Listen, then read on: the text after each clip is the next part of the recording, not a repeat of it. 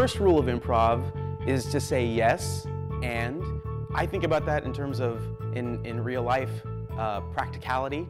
I think that makes us more open to whatever's thrown at us and makes us more willing and ready to roll with the punches.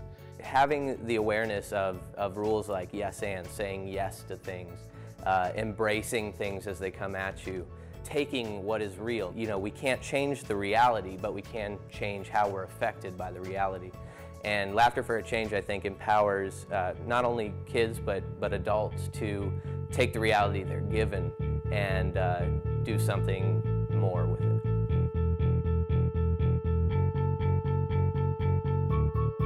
If you want social change, you have to start with kinship.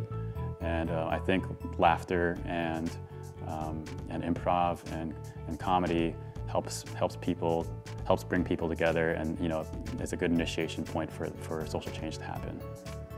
What Laughter for a Change does is we go into these communities where people have really had disadvantages, and we create with them that safe space so that they too can practice these skills for living.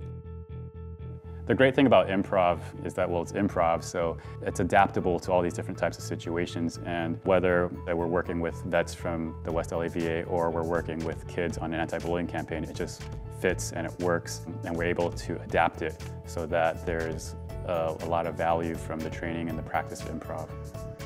So much learning can take place, so much experience can take place when you are in the sense of play. But it's best if instead of just being taught, instead of I'm just telling you these things, if you can experience them, experience these techniques, experience that goes much, much further. So that is what play and what theater games do. So oftentimes we come into improv and we have an idea of what we want things to happen and how we want things to happen in a scene.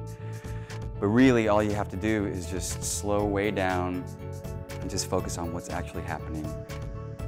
Improv, you just see a blank, empty space and your imagination and a group, and those stories, they don't have to then be translated and rehearsed and presented with some sort of mediation. It's just very immediate. It teaches us that we're enough.